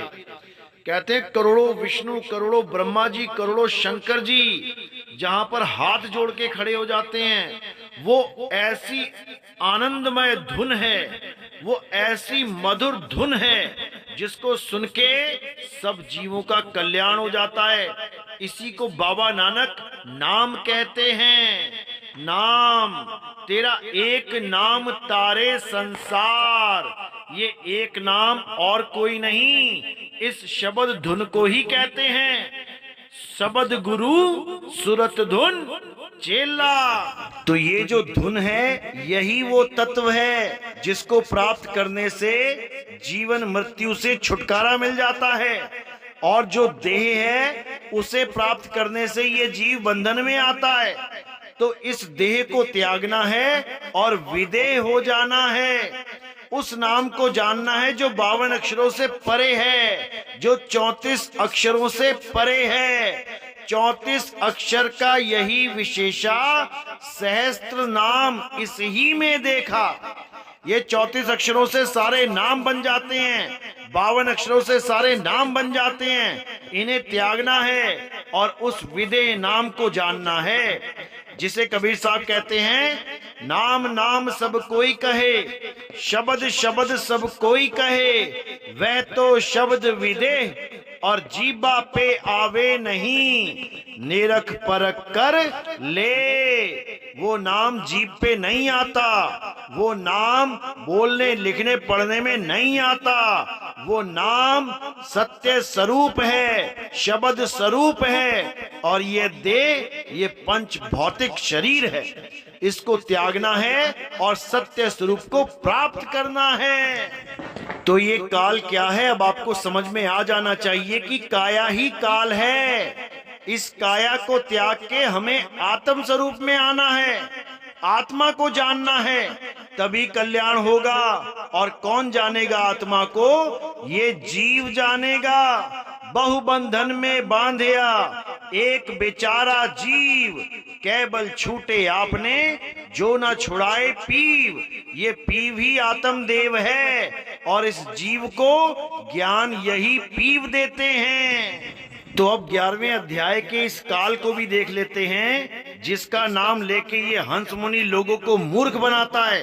कहता है कि काल ने कभी किसी को दर्शन ही नहीं दिए, केवल अर्जुन को दर्शन दिए। तो आज इसके इस अज्ञान का खेल खत्म कर देंगे। मेरे भाइयों, पूरा विवेक लगा के एक एक श्लोक पे गहन विचार करके इस तत्व ज्ञान को समझना है। अज्ञान को त्याग के सत्य को स्वीकार करना है, तभी मेरे भाई इस जन्म मरण का रोग खत्म होगा। इन अधूरे गुरुओं के चक्कर में अगर तुम अपना जीवन बर्बाद कर बैठे तो वापस 84 में ही जाना पड़ेगा। कोई नहीं रोक सकता, कोई नहीं। जब अध्याय 10 में उनको हर स्वरूप का ज्ञान बता दिया गया कि मैं देवों में इंद्र हूँ, मैं पांडवों में अर्जुन हूँ, मैं कृष्ण हूँ, मैं सागर हूँ, मैं ये हूँ, मैं वो हूँ, हर चीज का भेद बता दिया गया, तब अर्जुन क्या बोले? अध्याय 11 के पहले श्लोक में, मुझ पर अनुग्रह करने के लिए आपने जो परम गोपनीय अध्यात्म विषयक वचन अर्थात उपदेश कहा है, उससे मेरा यह अज्ञान नष्ट हो गया है। अध्याय 11 दूसरे श्लोक में क्या कहते हैं? क्योंकि हे कमल नेत्र, मैंने आपसे भूतों की उत्पत्ति और प्रलय विस्तार पूर्वक सुने हैं तथा आपकी अविनाशी महिमा भी सुनी है। हे परमेश्वर, आप अपने को जैसा कहते हैं यह ठीक ऐसा ही है, परंतु हे पुरुषोत्तम, आपके ज्ञान, ऐश्वर्य, शक्ति, बल, वीर्य और तेज से युक्त ऐश्वर्य रूप को मैं प्रत्यक्ष देखना चाहता हूँ। अब यहाँ पे विचार करना है कि कौन से रूप को देखना चाहता है अर्जुन। तो आपके सामने जो लिखा हुआ है उसी रूप के दर्शन कराए जाएंगे।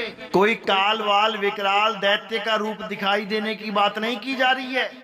यहाँ पर उनके ज्ञान, ऐश्वर्य, शक्ति, बल, वीर्य और तेज से युक्त ऐश्वर्य रूप को मैं प्रत्यक्ष देखना चाहता हूँ, ये बोला जा रहा है यहाँ पे। मैं आपका काल रूप देखना चाहता हूँ, ये नहीं बोला जा रहा है।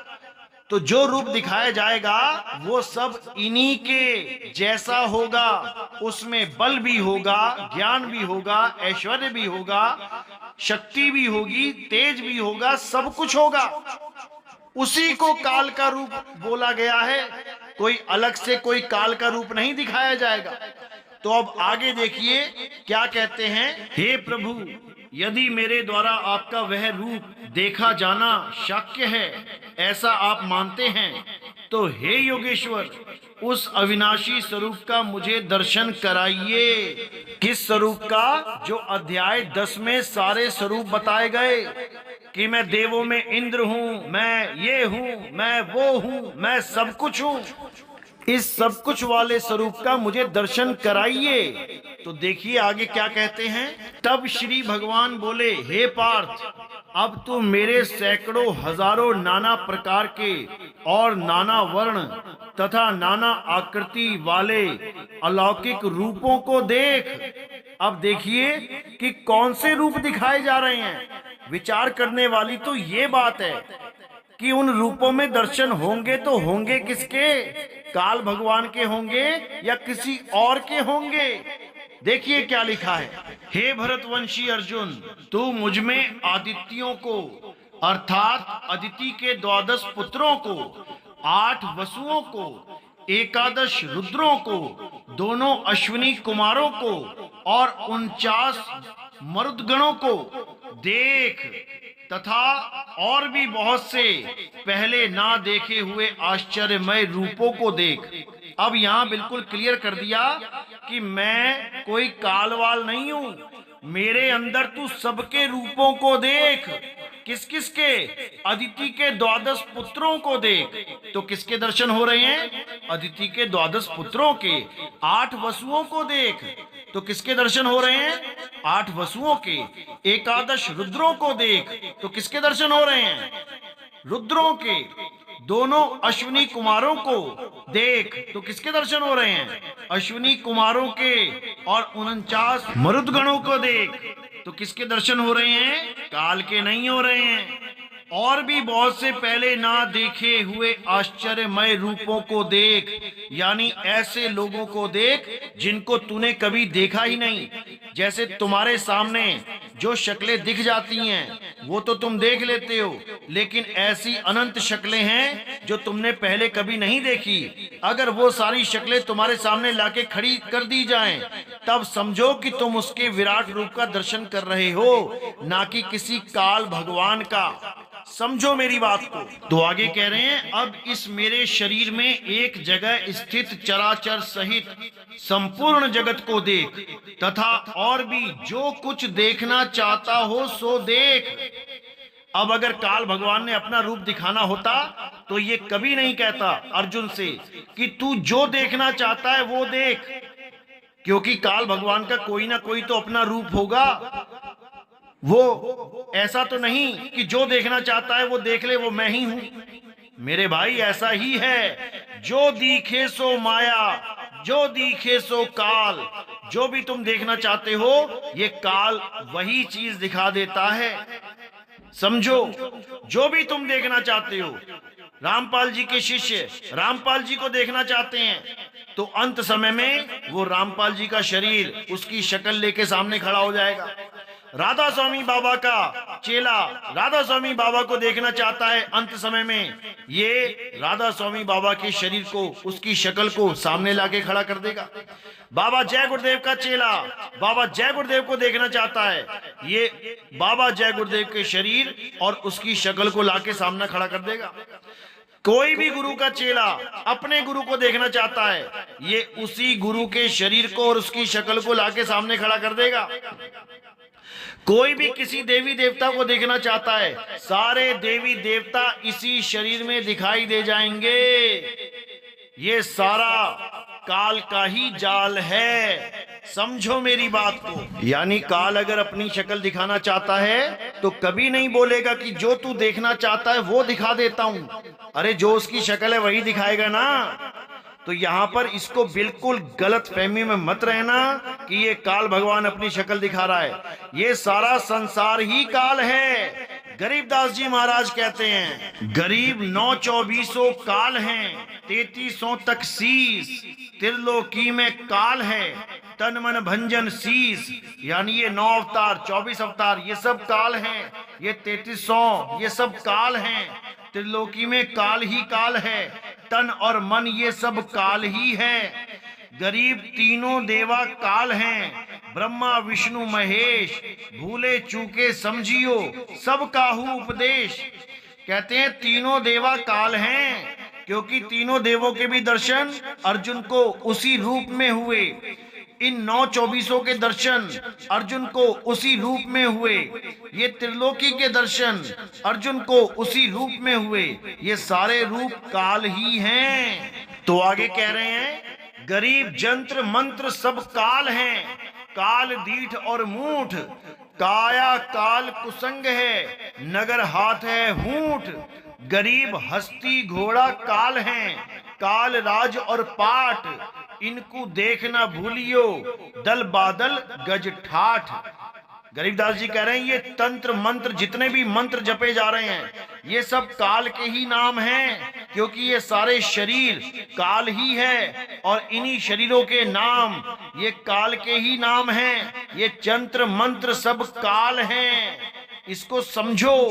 अगर राम जी के शरीर को पूज रहे हो तो राम मंत्र जपोगे, कृष्ण जी के शरीर को पूज रहे हो कृष्ण कृष्ण जपोगे, राधा जी के शरीर में आस्था हो गई है राधा राधा जपोगे, और कबीर के नाम से प्रेम हो गया है, कबीर के शरीर से आस्था जुड़ गई है तो सत कबीर जपोगे। ये सारे शरीर और उनके नाम ये सब काल ही हैं। इसीलिए कबीर साहब ने साफ बोल दिया, मेरा नाम कबीर नहीं है, मेरा नाम अकहुआ है, अकहुआ, जिसे कोई कह ही नहीं सकता। देखिए कबीर शब्दावली में बिल्कुल स्पष्ट लिखा गया है, जाकर नाम अकहुआ भाई, ताकर कहा रमैनी गाई, कहे को तात्पर्य है ऐसा, जस पंथी वो हित चढ़ी वैसा, है कुछ रहन गहन की बाता, बैठा रहे चला पुनि जाता, रहे वदन नहीं स्वांग सुभाऊ, मन स्थिर नहीं बीले काऊ, तन रहते मन जात है, मन रहते तन जाए, तन मन एक होए रहे, हंस कबीर कहाए। तो यहां साफ बोल दिया कि भाई मेरा नाम अकहुआ है, अकहुआ, जिसे कोई कह ही नहीं सकता। ये तो मैंने हर युग में अलग अलग नाम धारण किए, क्योंकि जिस दुनिया में मैं जा रहा हूं वहां पर हर इंसान एक नाम लेके बैठा है, इसलिए मुझसे भी मेरा नाम पूछा जाएगा। तो मैंने सतयुग में सत सुकृत, त्रेता में मुनिंद्र, द्वापर में करुणामय और कलयुग में कबीर नाम धारण किया, लेकिन मेरा नाम ये नाम नहीं है, मेरा नाम 52 अक्षर से बना नाम नहीं है, मेरा नाम अनाम है, अनामी है, मेरा कोई नाम नहीं है। तो जब गीता में एक ही शरीर में सब कुछ देखने की बात चली तो कृष्ण जी ने क्या कहा, आइए देखते हैं। तो जब अर्जुन जिद कर बैठा कि मुझे जो आपने महिमा गाई है वो दिखाओ, तब कृष्ण जी क्या बोले कि तू मुझको इन अपने प्राकृतिक नैनों द्वारा देखने में निसंदेह समर्थ नहीं है, इसी से मैं तुझे दिव्य अर्थात अलौकिक चक्षु देता हूं, इससे तू मेरी ईश्वरीय योग शक्ति को देख। किसको देख? मेरी योग शक्ति को, ना कि मेरे चेहरे को देख, मेरी शक्ल को देख, मेरी योग शक्ति को देख। सारा जगत मेरी योग शक्ति ही है। ये सूरज चांद सितारे धरती आकाश पाताल, ये सारे इंसान जानवर, ये सब मेरी योग शक्ति ही है। समझो इस बात को।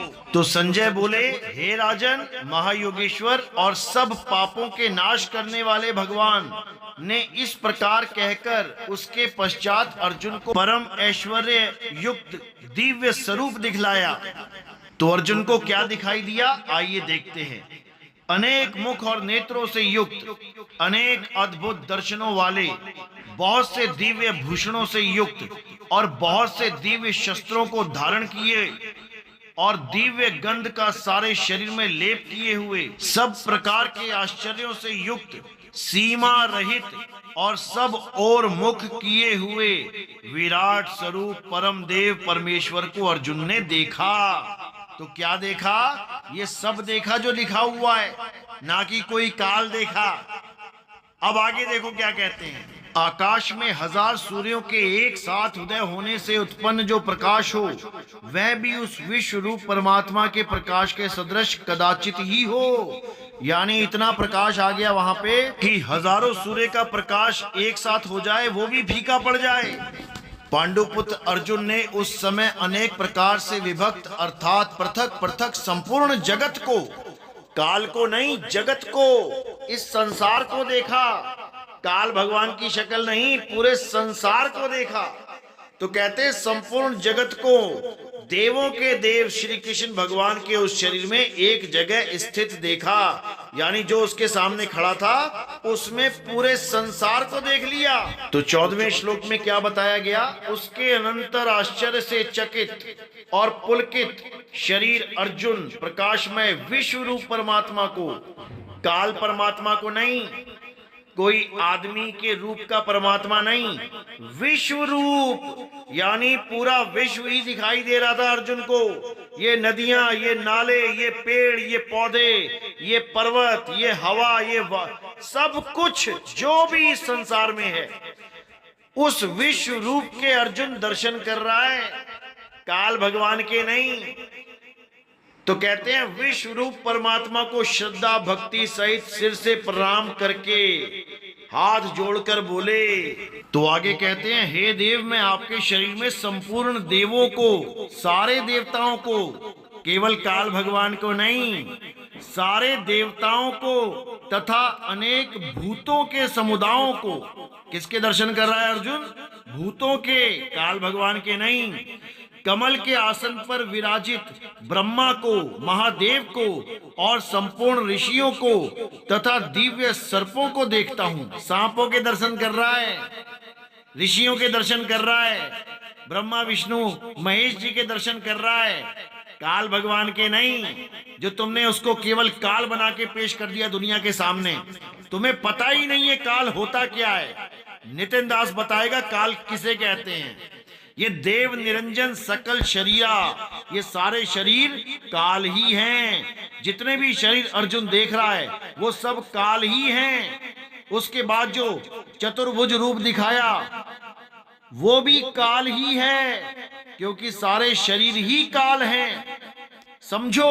तो 16वें श्लोक में कहते हैं, हे संपूर्ण विश्व के स्वामी, आपको अनेक भुजा, पेट, मुख और नेत्रों से युक्त तथा सब ओर से अनंत रूपों वाला देखता हूँ।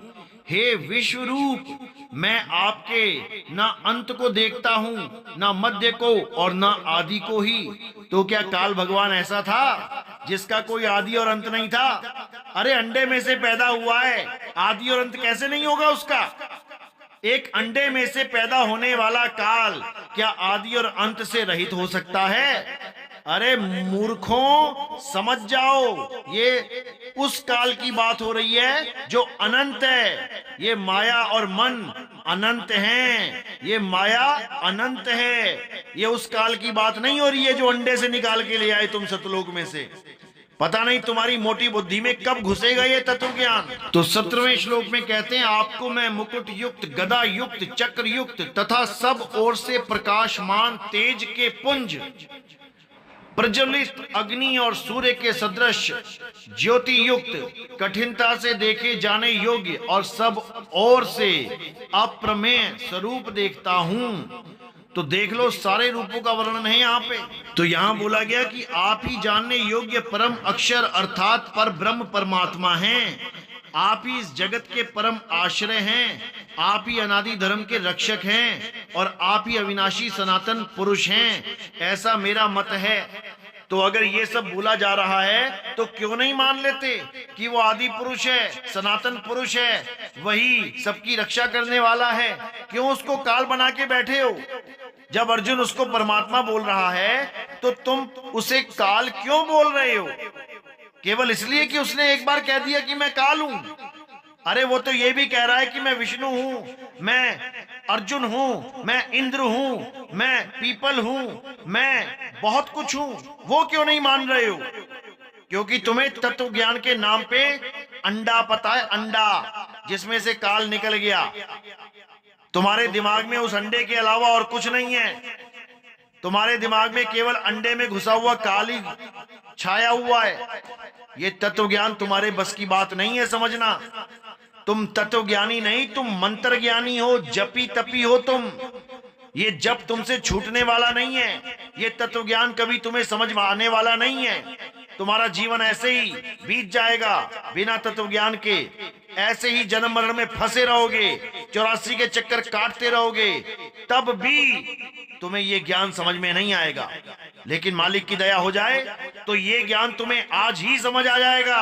और इसके बाद जो अनंत ज्ञान है, जो अनाम है, जो अबोल है, जो अडोल है, जो अकह है, फिर वो समझ में आना शुरू हो जाएगा। लेकिन ये तब होगा जब परमपिता परमात्मा की अपार कृपा तुम पर बरसने लगेगी। तब ये 2 कौड़ी का तत्व ज्ञान लेके तत्व ज्ञानी बने बैठे हो, इससे कल्याण नहीं होगा। समझ जाओ मेरी बात को।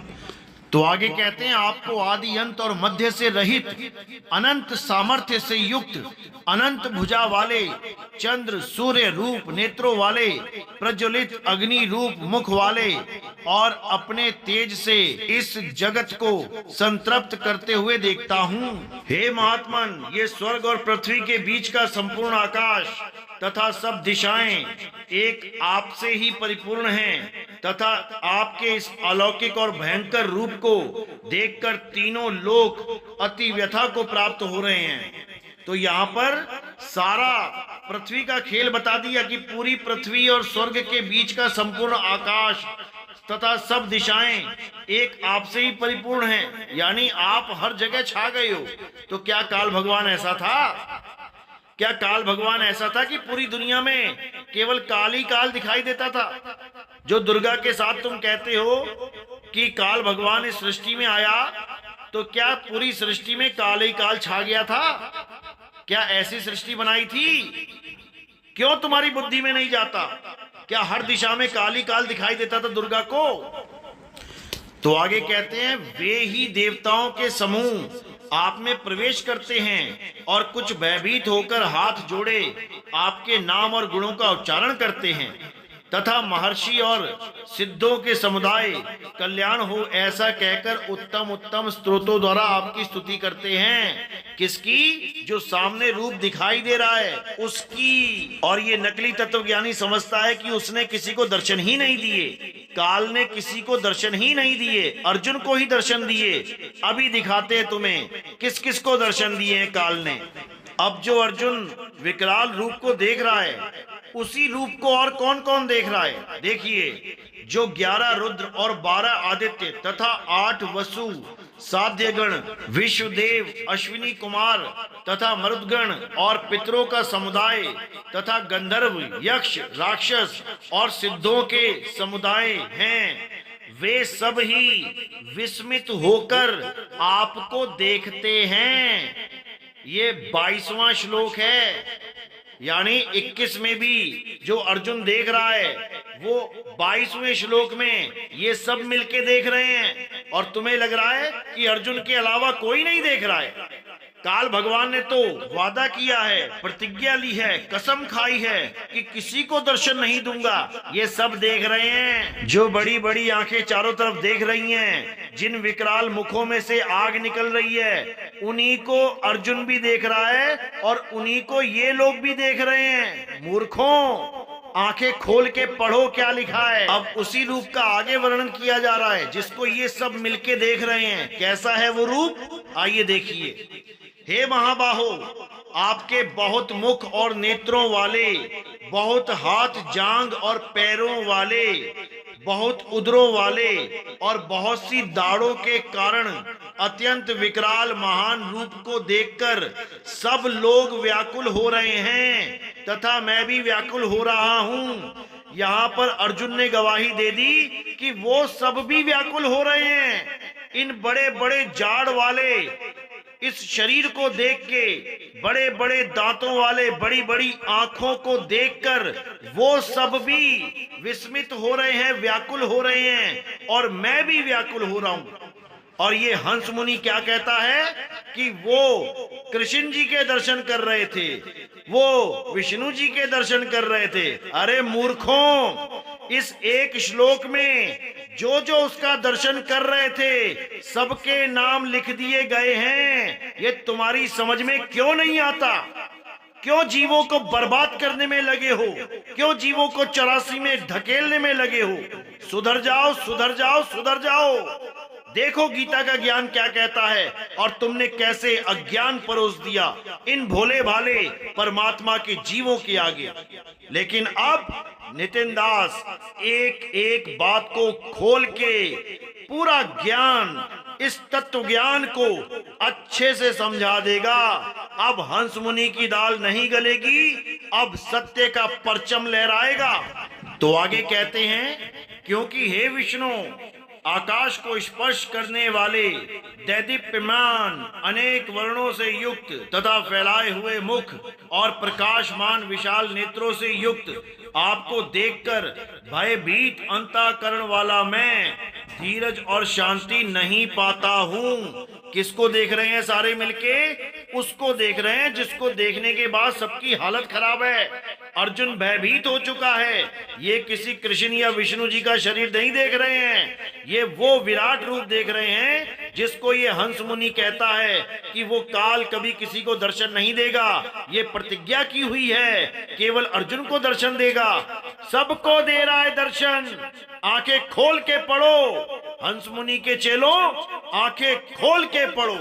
तो श्लोक 25 में कहते हैं, दाढ़ों के कारण विकराल और प्रलय काल की अग्नि के समान प्रज्वलित आपके मुखों को देखकर मैं दिशाओं को नहीं जानता हूं। मैं भूल गया कौन सी दिशा कहां पे है और सुख भी नहीं पाता हूं। इसलिए हे देवेश, हे जगन निवास, आप प्रसन्न हो। तो सब किसको देख रहे हैं?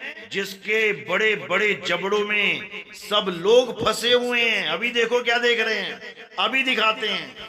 तो 26 और 27वें श्लोक में कहते हैं, वे सभी धृतराष्ट्र के पुत्र राजाओं के समुदाय सहित आप में प्रवेश कर रहे हैं।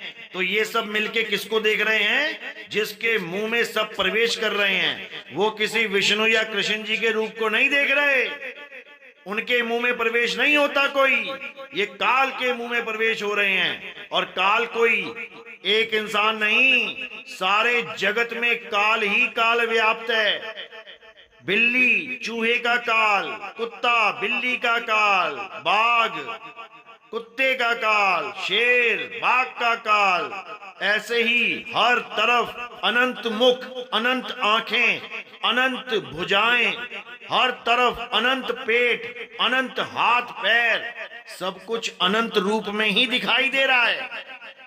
ये कोई एक आदमी को नहीं देखा जा रहा है कि कोई सामने खड़ा है। अनंत भुजाएं अनंत दिशाओं में हर जगह फैली हैं।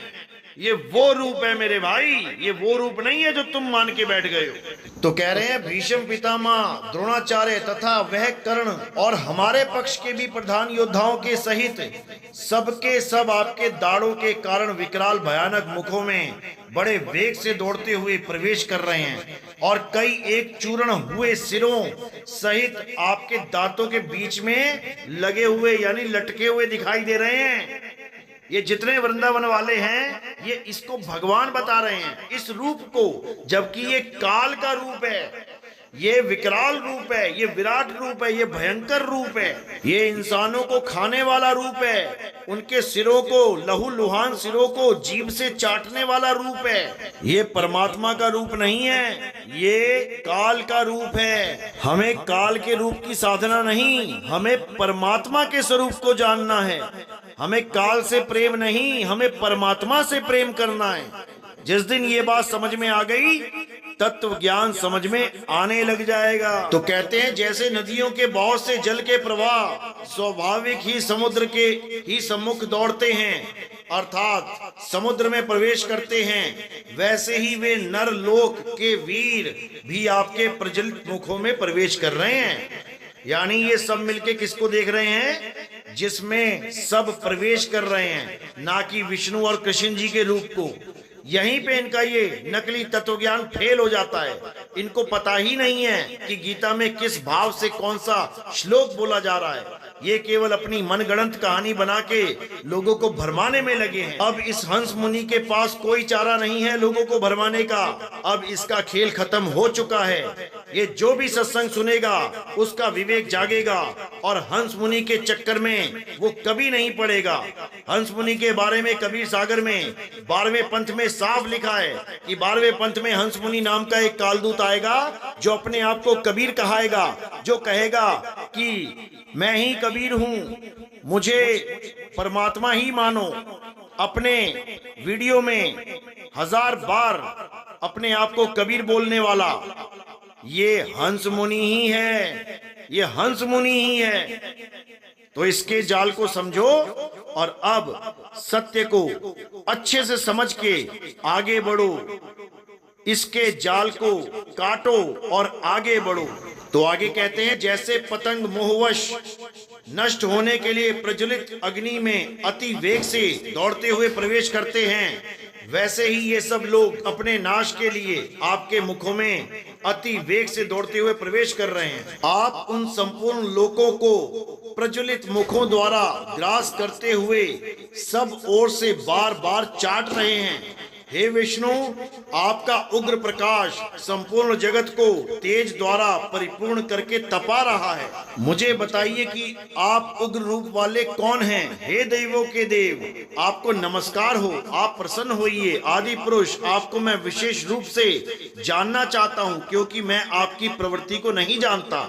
यानी अर्जुन सबको उन्हीं में देखता है, पूरे संसार को उसमें देख रहा है, उसी में अस्त्र शस्त्र देख रहा है, उसी में सुगंधे देख रहा है, उसी में पेड़ पौधों को देख रहा है, उसी में नदी नालों को देख रहा है, उसी में पर्वत को देख रहा है, उसी में सब नागों को देख रहा है, उसी में देवी देवताओं को देख रहा है, उसमें भूत प्रेतों पिशाचों को देख रहा है, उसमें सब कुछ देख रहा है। ब्रह्मा विष्णु महेश को देख रहा है, गौरी गणेश को देख रहा है, सबको देख रहा है। और फिर कह रहा है, मैं आपको केवल कृष्ण समझ रहा था, एक रूप में मान रहा था, लेकिन अनंत रूपों वाले आप कौन हैं? तब उन्होंने क्या कहा कि मैं लोकों का नाश करने वाला बड़ा हुआ महाकाल हूँ। इस समय इन लोकों को नष्ट करने के लिए प्रवृत्त हुआ हूँ। इसलिए जो प्रतिपक्षियों की सेना में स्थित योद्धा लोग हैं, वे सब तेरे बिना भी नहीं रहेंगे, अर्थात तेरे युद्ध ना करने पर भी इन सब का नाश हो जाएगा। अब यहाँ पर इस लाइन को पढ़ के ये हंस मुनि इसको काल बना के बैठ गया, जबकि ये नहीं समझ पाया कि अध्याय 10 में इसी विश्व रूप को पूरा खुलासा करके एक एक बात समझा के प्रदर्शित किया गया है। ये अध्याय 10 को कभी पढ़ के नहीं सुनाता, ये अध्याय 11 के इस एक श्लोक के पीछे पढ़ के सबको बेवकूफ बनाता है, सबको भ्रमित करता है, इस काल को सामने रख के अपनी दुकान चलाता है, इस काल के डरावे से सबको डराता है। ये अध्याय 10 कभी खोल के नहीं सुनाता। इसलिए मेरे भाई, जितने भी विवेकी हंस हैं जो मेरे इस सत्संग को सुन रहे हैं, अब अध्याय 10 को भी अच्छे से पढ़ो। जो अध्याय 10 में बताया गया है, अध्याय 11 में केवल उन्हीं चीजों को अर्जुन के सामने विश्व रूप में दिखाया गया है, ना कि कोई स्पेशल काल भगवान आ गया। ये अध्याय 10 को ही केवल दिव्य दृष्टि के द्वारा दिखाया गया है। अध्याय 10 में जो बताया है वही अध्याय 11 में दिखाया गया है। तो इसको अच्छे से समझो, तब कल्याण होगा। तो वैसे तो मैं 13 तारीख को ये सत्संग डालने वाला था, लेकिन मैंने सोचा कि ये धमाका दिवाली के दिन ही किया जाए, तो इसलिए ये दिवाली का धमाका कैसा लगा कमेंट में जरूर बताएं।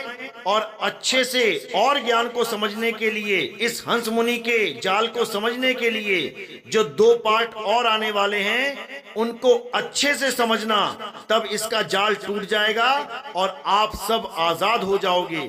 ये 12वें पंथ का हंस मुनि अब और जाल नहीं बुन सकता। इसका खेल खत्म होने का समय आ गया है, इसके अज्ञान का खत्म होने का समय आ गया है, मूल ज्ञान का झंडा पूरे विश्व में फहराने का समय आ गया है मेरे भाइयों, आ गया है।